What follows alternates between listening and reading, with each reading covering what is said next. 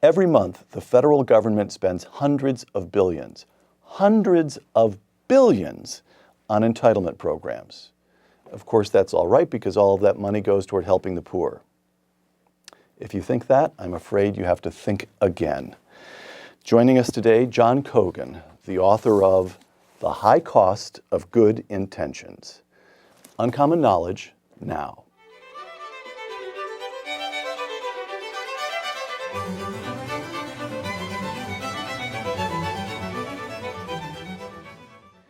Welcome to Uncommon Knowledge. I'm Peter Robinson. A fellow at the Hoover Institution here at Stanford, John Cogan received his undergraduate and doctoral degrees from UCLA. He has devoted his career to studying American domestic policy, especially fiscal and budgetary policy. Dr. Cogan acquired practical experience during the 1980s when he served in senior positions in the Reagan administration, first at the Department of Labor and then at the Office of Management and Budget. John Cogan's newest book, The High Cost of Good Intentions, A History of U.S. Federal Entitlement Programs. John Cogan, welcome. Well, thank you, Peter. It's a pleasure to be here. John, first things first. What are we talking about when we're talking about entitlement programs? Why are they a separate category, different from other kinds of spending? Well, it's actually a great question to start off with, Peter. Entitlements have come to mean very different things to different people. To some people, an entitlement is a handout. It's an unearned benefit. Right. So for them, entitlements are kind of a derogatory term. To other people, an entitlement is a benefit that cannot be taken away. A person has a legal right to that benefit, and that right is irrevocable. And so we have very different views about what entitlements are. For us today, we'll adopt the non-loaded definition of entitlements. An entitlement is simply an entitlement program is simply a program that provides a benefit under the law to anyone who qualifies for the benefit as provided in the law. So let's take Social Security as a good example. If you've worked in a covered job for 10 years and you reach the age of 66, you are entitled under the law to receive a benefit. You have a legal right to receiving that benefit. But since these benefits are prescribed in law, Congress can write another law to change those benefits. And so the legal right is a little bit attenuated in the sense that any future Congress can change that right. So what are the best examples of entitlements, the entitlements that I cover in the book? Well, there's Social Security, Medicare, food stamps, the Medicaid program, supplemental security income, the Earned Income Tax Credit. So there's a bevy of these programs. What makes them different than other programs in the budget is that from an expenditure or budgetary standpoint, they are open-ended. The amount that gets expended in any year on an entitlement is determined by the number of people that qualify for the benefit and the benefits that are paid to each qualified person. And so ex ante, when the government's trying to set a budget for the total, it has to estimate the number of entitled persons, the number of recipients, and it has to estimate the average benefit that each one will get. In a very complex country with a lot of moving parts, that's a very difficult thing to do. You can only kind of know after the fact what an entitlement expenditure is going to be. You can't forecast it very well in advance. Okay. So the critical distinction, say for example on defense spending, Congress says this year we will spend $750 billion. Department of Defense, you figure out how to spend that. But on entitlement spending, God tells you how many 66-year-olds there are in America. There just are so and so many 66-year-olds. Right. And Congress, God, but the demographics tell Congress how much it's going to spend. Absolutely right. The demographics, the economic conditions, and the behavior of individuals who might wish to qualify for that benefit. Okay. All right. So this is a history. It's entitled A History of Federal Entitlement Programs, and you say several times in the book, look, folks, I'm just telling you what's happened here. So I bear that in mind. We'll get to the history in a moment. I'd like just a kind of snapshot of where we are, where entitlement programs have brought us. And I'm going to quote a couple of passages from The High Cost of Good Intentions. Quote, 55% of all U.S. households receive cash or an in-kind assistance from at least one major federal entitlement program. The $2.4 trillion the federal government currently spends annually on entitlements equals $7,500 for every man, woman, and child living in the United States, close quote. Now, what I find so striking about that is that I immediately remembered the controversy when 5 years ago, Mitt Romney was running for president, and in what he thought was an off-the-record moment, he said to a group of donors, look, folks, we have a serious problem. 47% of people in this country receive federal benefits, so of course they're going to vote for bigger government. And here, if you measure it by household, it's well over half. How can this be, John? Well, how could this be moving so that over half of people get some federal assistance? It is truly an extraordinary place that we've arrived at. When you go back and look at the origins of each of these modern entitlements, each one was established with what you and I would agree, and I'm sure most of your listeners would agree, is a set of good intentions. The Great Society and the New Deal programs were established to provide a safety net against poverty for those in old age and for those younger people who ended up in poverty through no fault of their own. Right. From that small, honorable beginning, we end up with a set of programs, as you said, that costs $7,500 for every man, woman, and child and provide assistance to over half of the population. Here's one more quotation from The High Cost of Good Intentions. The amount the federal government spends each year on entitlement programs is 5 times the money necessary to lift every person out of poverty. So the original good intention, let's help the poor. And we are now spending 5 times more than necessary to satisfy that original and honorable good intention. Am I understanding that correctly? It's a very good way of illustrating just how different the current system is from those original noble intentions. Very little goes to alleviating poverty. Okay. You said 20%? All right.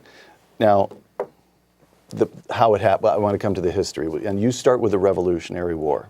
Pension programs for Revolutionary War veterans. And I would like to explain to you why I'm going to sit here with my eyes wide and my jaw dropping as I listen to the early part of the history, Revolutionary War pensions, Civil War pensions, because I thought, and I believe that a lot of people of my general age and education also thought, that it all started with the New Deal.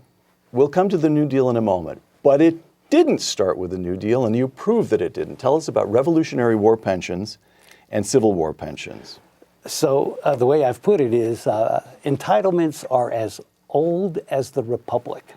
Right. And the Revolutionary War Pension Program, which was a program that provided assistance initially for soldiers who had served in the Continental Army and who had been disabled as a result of wartime service.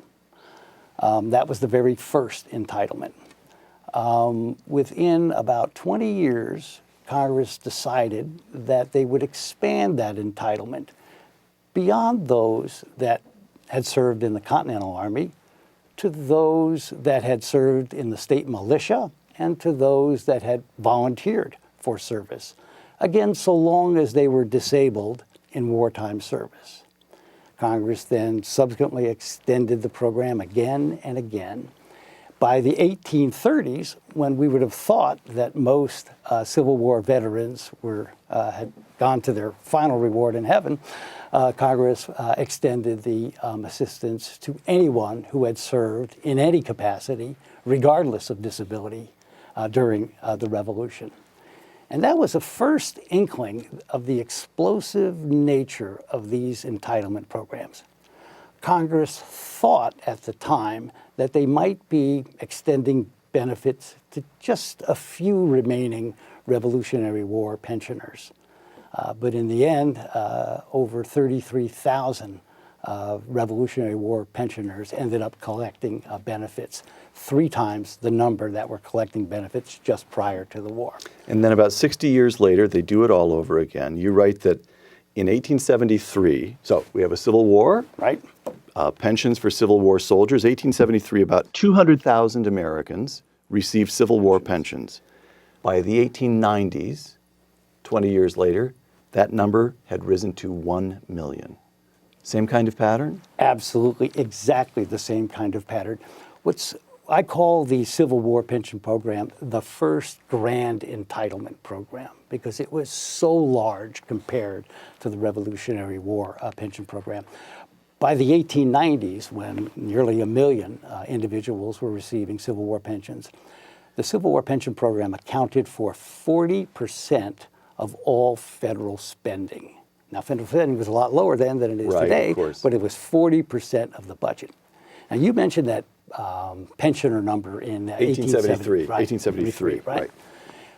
You would have thought that by 1873, anyone who was going to qualify for a disability pension based upon their disabling injury in wartime service would have already qualified, that there'd be no new people qualifying. If you'd been shot by 1865, you'd certainly have known it by 1873. Fair point. All right. And so it was a series of expansions, both legislative and administrative, that ended up expanding the program to cover Civil War Union veterans only. The Confederate soldiers need not apply. Right.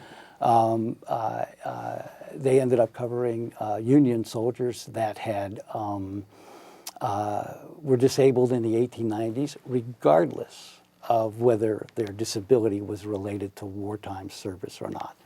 And then eventually, by the end of the century, virtually all Civil War veterans, Union veterans, were covered by the program the same way as it happened with the Revolutionary War. All right, so this is a good moment. We're coming up to the New Deal comes next, but we're coming up to a couple of the big themes of your book. And one is the reason for this ratchet. They get bigger and bigger and bigger, and that starts right back at the beginning of the Republic with the Revolutionary War pensions and every entitlement program since. Why? Because, John Cogan writes, because of, quote, a well-meaning human impulse to treat all similarly situated people equally under the law, close quote. Explain that. How does that account for the ratchet? So what happens when an entitlement is created? You end up establishing forces that cause the expansion, and you just hit on the main force. Okay.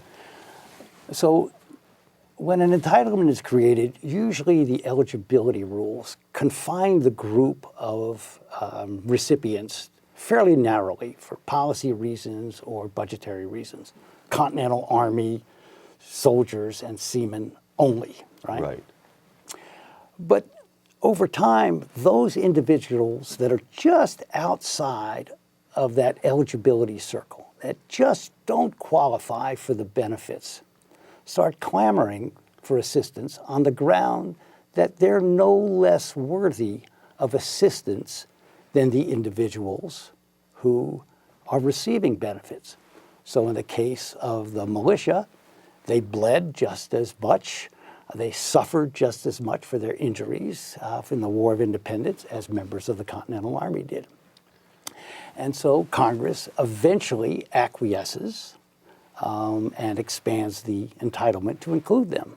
But all that does is bring another group of individuals just outside the circle. Just outside the circle. They start clamoring. And you get this constant pressure for extending benefits to equally worthy individuals. Everybody wants to come in from the dark to be near the campfire, so you need to keep throwing logs on that fire. That's right. These pressures, Peter, now are magnified when you have large budget surpluses. And of course, they're magnified by the desire by elected officials to be reelected. Right. Now, this is okay, so we mentioned the Civil War veterans. These expansions are taking place in the 1880s and the 1890s. One other interesting thing is happening in the 1880s and 1890s, which is that the Republicans, the GOP, is consolidating its power as the dominant political party in the country. And that lasts right actually into the early part of the 20th century, with Grover Cleveland as the honorable exception. So You know, you can read a lot of American history. I've read a fair amount myself, and you think, well, the Republican Party, they're consolidating their gains in the Northeast. They're the party of industry and developing. Nobody has ever said they bought their way into it by using entitlements. And yet Cogan says, of course they did. Just look at the facts. Look at the data. In the book, I make the case that the provision of pensions really did play an important role in this realignment of the electorate in the 1880s, 1890s, and first part of the 20th century behind the Republican Party. The Republican Party had a great platform. They were a party of high tariffs to protect the manufacturing sector and the workers in the cities. And the high tariffs generated an enormous amount of revenue. And with those revenues, they lavished pensions on Civil War veterans. It was a wonderful combination. And it proved to be very, very effective in their electoral prospects. So you've got the impulse that lives in the heart of every decent human being to treat people fairly, and those who are similar, if you're just outside the circle, oh, come on in. Right. Then you've got the discovery that in times of economic, when Congress has money to spend, it'll spend it. Right. And then, and this is something that doesn't seem to be true of the Revolutionary War pensions exactly, but certainly by the last part of the 19th century, politicians have figured it out. They can use entitlements to solidify support. Okay, now we come to the 1930s and the New Deal, the high cost of good intentions. The New Deal broke new ground by extending entitlements to people in the general population who had performed no particular service to the federal government, close quote. Why is that an important departure? Well, when you think about pension or entitlements prior to the New Deal, they were confined to wartime soldiers who had suffered disabilities. And eventually that group, it was a closed group, only people who served could get it, and eventually that group would pass on and the entitlement expenditures would decline. Right. Now, very often that would take a long time, and a surprisingly long time. If I could make it a little aside, there is still one Civil War pension recipient alive today. That's how long the entitlement How is that lasts. even possible? Here we are, 152 years from the end of the Civil War, and we're still paying out for it. And her name is Irene Triplett, and Irene's father, Mose Triplett, was first a Confederate soldier, but then he changed sides towards the end of the war to the Union side. Mose married Elida Hall in 1924, I believe. He was 78 and she was 28. I see. Yes. He was the recipient of a pension. And so when he passed on, his wife received that pension. And then when she passed on, Irene received the pension. Irene is the daughter. The daughter of that late. I'm sorry, yes. Right, And all right. Irene was born, I believe, in 1930. And so And she is still with us. Yes. Well, God it's a bless modest her. pension, believe me. It's Yes, a very right, modest right, pension, right. Right? But in any event, so these entitlements for wartime soldiers were confined to a particular group in society that was not a large group, and it was a group that was going to pass on. The New Deal entitlements, on the other hand, opened up entitlements to members of the general population who had never performed any service to their country. So to individuals just because they reached a particular age. It opened up unemployment A population that would benefits. constantly renew itself. And then it would, right. So there was no end to it, right? And this phenomenon where it's once you've granted a benefit, it's very difficult to take it away. When you have this continually renewable group that's entering, the benefits continue to escalate. If you have a case, on the other hand, with wartime veterans, one group passes away, another war starts, and you're in effect starting over again. You get to rethink it, at least in theory. That's right, and try a reset. Right. Very so much more Social difficult. Security, I'd never thought of this before, but Social Security would be the first time in American history when the federal government committed itself to paying a certain kind of benefit to a certain class of people until the end of time.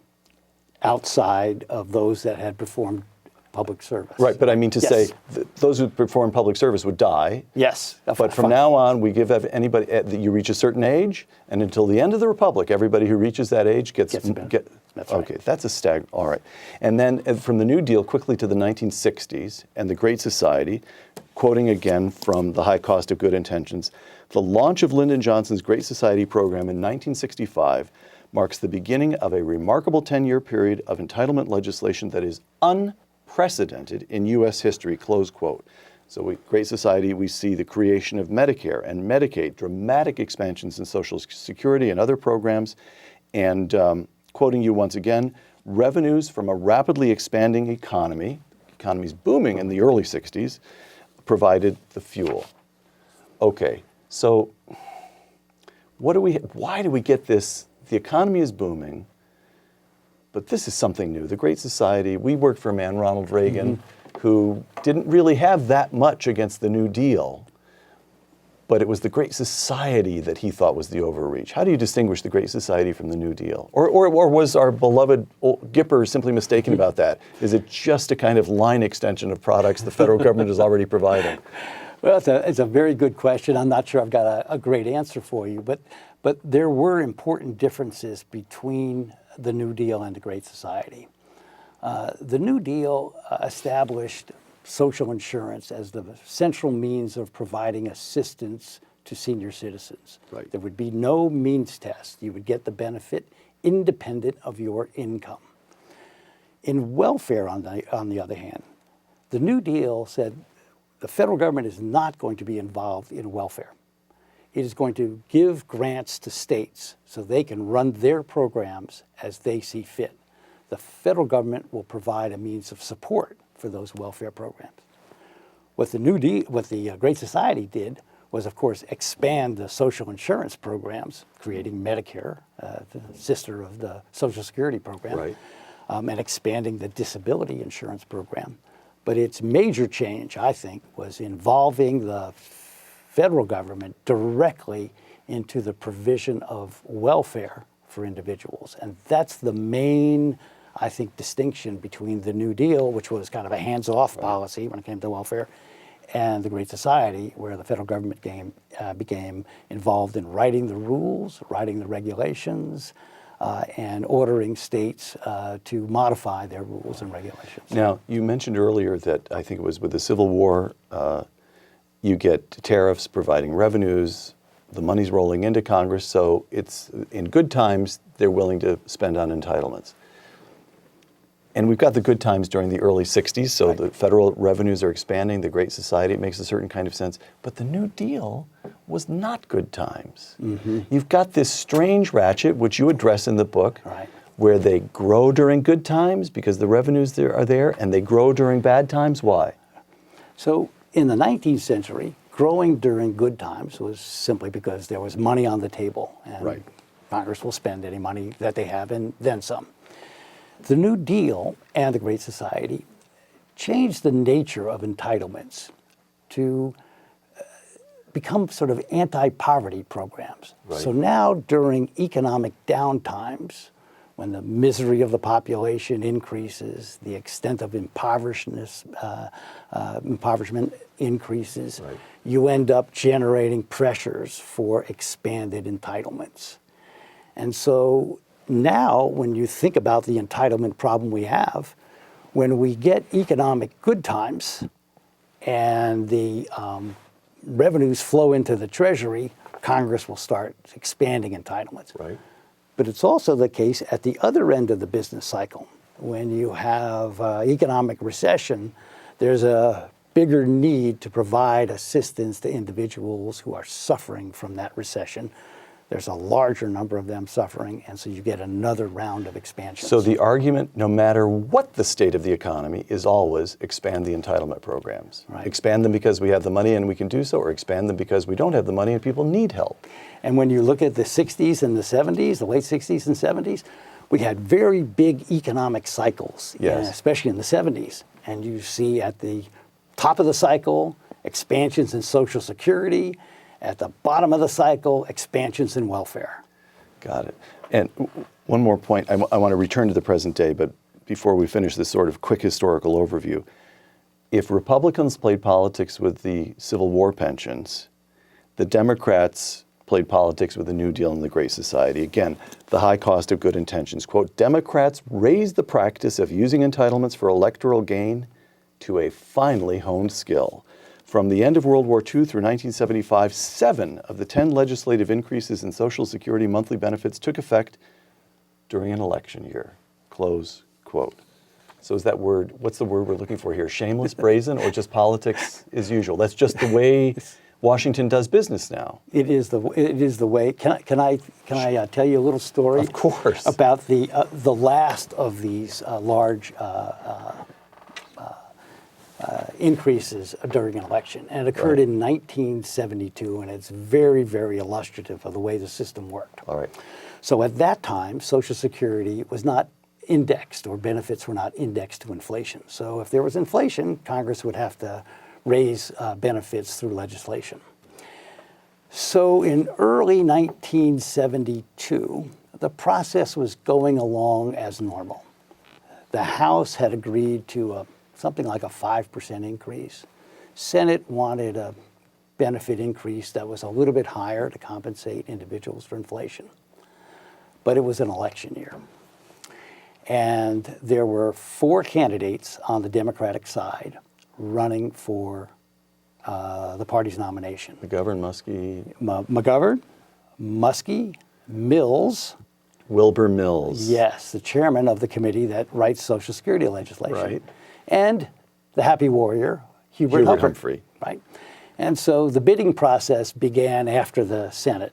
Muskie came in with a 20% benefit hike, Mills a 20% benefit hike, McGovern a 20% benefit hike. These are big hikes. Big increases for everybody on the rolls then, and of course it would apply to all future recipients as well.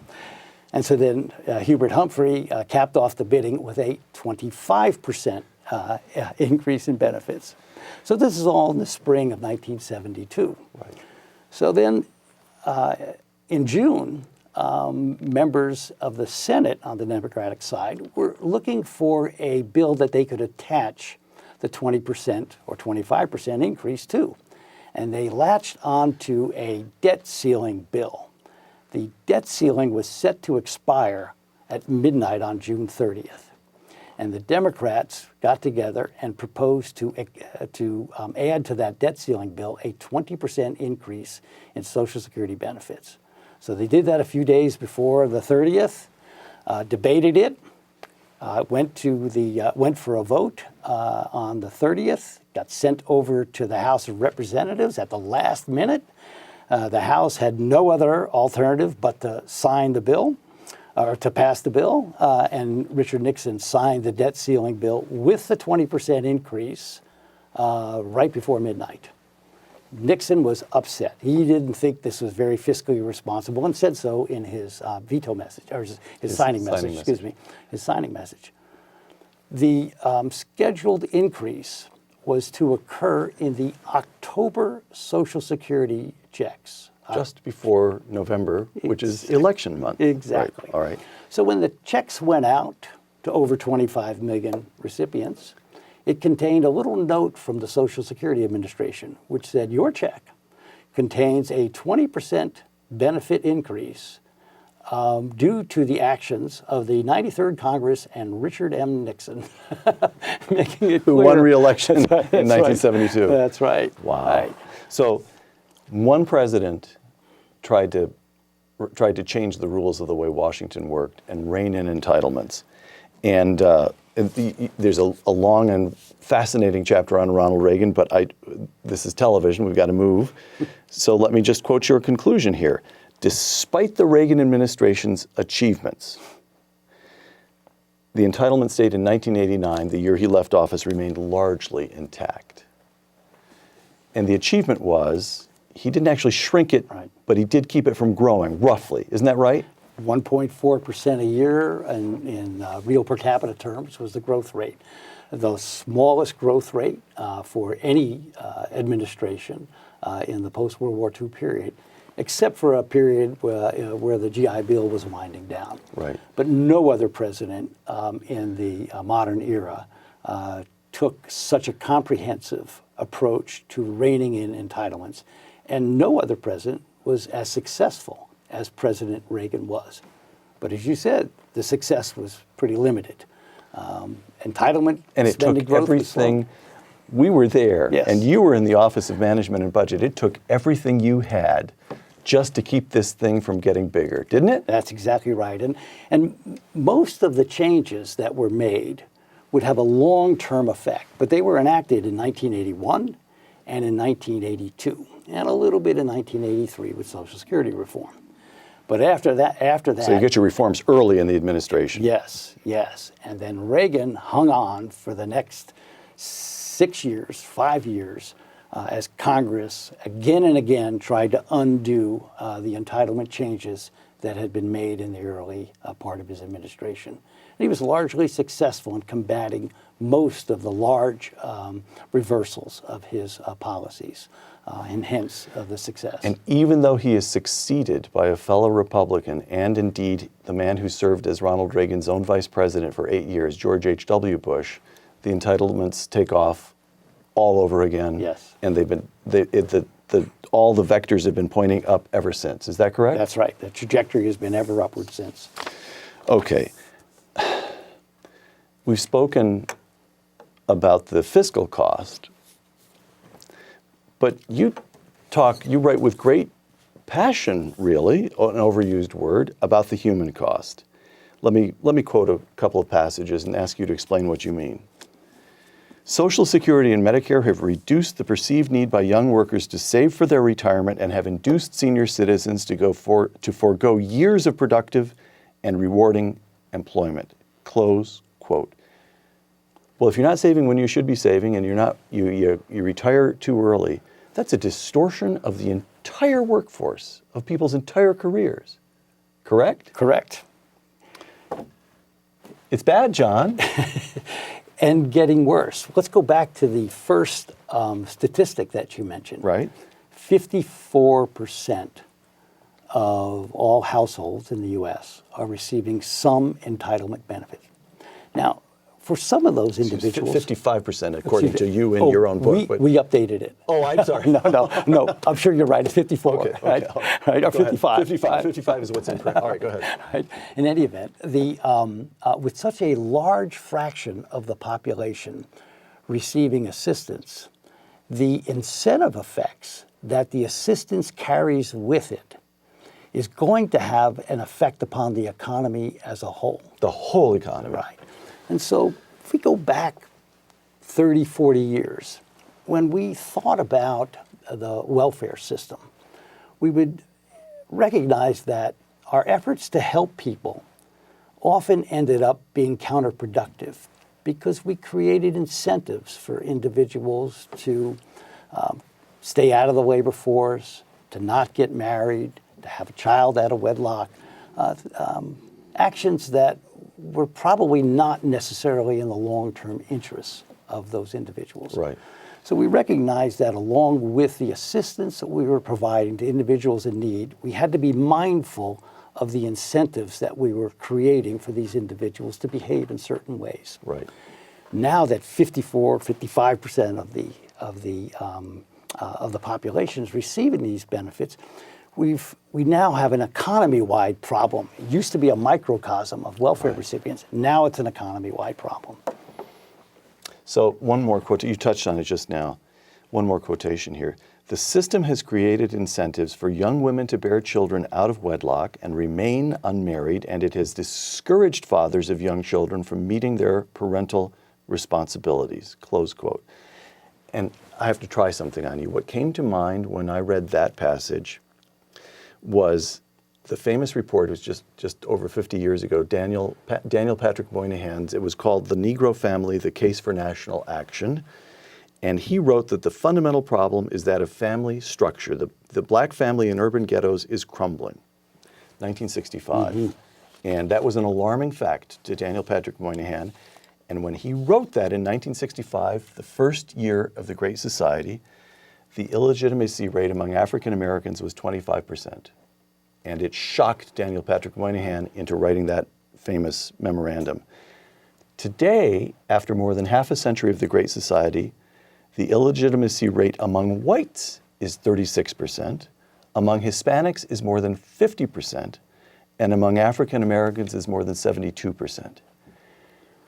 And your argument is that some unknowable portion, but some portion of that is because of federal entitlement programs. Yes, I think we have been spending hundreds of billions of dollars to dissolve the American family. Well, I wouldn't quite put it as, as strongly as that. I would think about it a little bit differently. That is, I would go back to the title of the book. That the intentions of these programs are good. They're honorable, they're noble. But not enough attention has been paid to the cost that is incurred, both at the individual level and at the national level. And we need to pay more attention to those costs. And when it comes to welfare, try to design programs that provide that assistance to those who, through no fault of their own, are in poverty, but at the same time don't have these incentives for counterproductive behavior. All right. So you know what the final couple of questions have to be. What do we do about this? What do we do about this?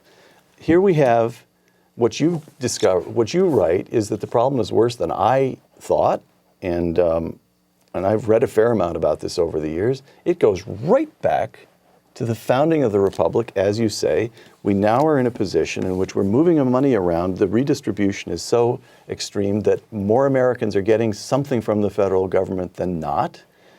Politicians have figured out how to use this to buy votes. So politicians aren't going to give it up very easily. And we are now in a position where if the economy is bad, entitlement programs should expand. And if the economy is good, well, entitlement programs should expand then too. And this is the part that breaks my heart. 8 years of Ronald Reagan and John Cogan in the Office of Management and Budget just held it in, prevented it from, it was a kind of 8-year containment. And then it took off all over again. So what do we do? I mean, there is an argument that it's over, that this is one thing. The founders spotted the importance of freedom of speech. They spotted all kinds of pernicious effects that democracy might have unless they gave us the Bill of Rights. They construct this, but they missed the willingness of Americans to pick each other's pockets by way of the federal government.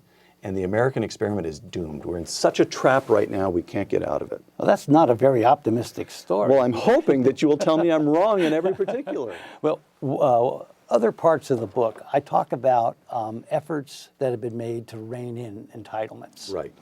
Now, if we could get the growth of entitlements down to the level that Ronald Reagan did, we would take care of most of our entitlement problem going forward, our financial problem. So just hold it to 1.5% a year and grow the economy at 3% and you're okay. You're okay, exactly. But there are other very important examples of presidents that have managed to get Congress to reduce benefits. And so, we look back over the last 2 decades and we don't see any retrenchment on entitlements. And so for most of us, we say, well, we can't do anything about it. Nobody has. But farther back in history, you can find... What about Clinton and the 1996 welfare reform? Is that an example of anything we ought to be happy about? I think it is. Good? Actually, Okay. I think it is. And in fact, it might actually have a little bit of a lesson for Obamacare or the Affordable Care Act. So when President Clinton took office, welfare was in crisis. The welfare rolls had shot up after Reagan had left office during George Herbert Walker Bush's term in office. President Clinton, as you know, entered office with a pledge to end welfare as we know it.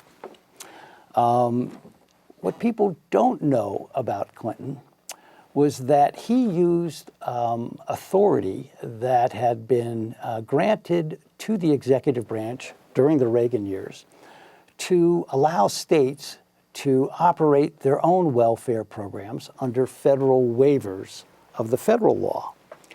So Bill Clinton, when he entered office, 6 states were operating under these waivers, Right. their loan programs. By 1996, before the Welfare Reform Act was passed, 45 states were operating their own welfare programs under federal waivers. Some states severely restricted eligibility. Other states established child care programs, training programs. So you're getting 45 experiments They're taking going place. on, right? So then when the Republicans took over Congress, they took up the cudgel of welfare reform. And eventually, welfare reform passed and President Clinton signed it into office, signed it into law. I believe that had it not been for this demonstration that states could spend taxpayer money better on welfare than the federal government could, I don't believe, absent that demonstration, that we would have seen the welfare reform law of 1996 passing. It is a remarkable law, arguably the most successful entitlement reform in U.S. history. So one big lesson is push this stuff back to the states, let them experiment. All right. And when it comes to the Affordable Care Act, or Obamacare, which is now being debated in Congress, maybe it's time to take the Medicaid program and block grant that to the states. And the same thing with the insurance exchanges. Maybe it's time to let the states experiment with those exchanges, to allow them to develop exchanges that work better for their mix of the population. Got it. John, moving toward a close here, a couple of quotations. The first is John Cogan in The High Cost of Good Intentions. The basic purposes of entitlements, their structure, and the level of government that operates them, move them back to the states, need to be thoroughly restructured, close quote. Here's a second quotation. Donald Trump announcing his candidacy for president. Quote, save Medicare, Medicaid, and Social Security without cuts, have to do it. Close quote. So what do? Anybody who is concerned about reforming entitlements just has to wait out the Trump administration? Or is it the case that Donald Trump is making a calculation here? First, we get economic growth. We've got to cut taxes. We've got to get growth. And I'm not taking on these huge fights. After all, George W. Bush spent the first 2 years of his second term trying to get Social Security reform and got nothing. Legislation wasn't even introduced. He ran into a wall. Trump is saying, I'm not running into that wall. We're going to get growth first. What do you think? Well, who am I to try to get inside Donald Trump's head? But I can only hope that he has decided that economic growth is going to be the central policy of his first couple of years in office. And then he'll turn to entitlement. And I think when he becomes more familiar with actually how important these entitlements are for his own budget, I'm hoping that he'll see the need for some type of change. All right, last question. Toward the end of The High Cost of Good Intentions, you quote your friends, the late economists Rose and Milton Friedman, quote, tides in the affairs of societies begin in the minds of men, then spread to the conduct of public policy, close quote. It actually reminds me of Margaret Thatcher, who said, first win the argument, then change the policy. Right. The question I have is, that's a slow process. You kicked it off here, but that's a slow process. And entitlement spending is choking the budget. In particular, it's squeezing out defense spending. Is there time? Do we have 3 decades for all of the intellectual ferment to work its way through to policy change? Are you optimistic? Yes, I am. You've just become a grandfather. Right, I am. Is your little granddaughter going to grow up in a country that has entitlements under control? Absolutely. Really? Yes. I am a complete optimist on this. Look, the tide has been coming in for some time. Well, since the beginning of the Republic. No, I think the tide. The tide of correction. The tide of correction has been coming in. I think the Ronald Reagan's administration was the beginning of that tide. I think the Obama administration was a complete exception to the tide. If you look at the intellectual world, what you see is very sound arguments that are slowly gathering support among the populace for some type of change in the entitlement system. And I think what we need to move it forward, though, is a president and maybe a Congress, but mostly a president who believes that in the necessity of reform. We don't have that right now, but hopefully we'll have a president who recognizes the need for reform and the need to get these entitlements under control. John Cogan, who argues that that Obama was the anomaly, not Ronald Reagan, right. that the Reagan was just the beginning. Yes. John Cogan, author of The High Cost of Good Intentions, A History of U.S. Federal Entitlement Programs. Thank you. Peter, thank you very much. I'm Peter Robinson for Uncommon Knowledge and the Hoover Institution. Thank you.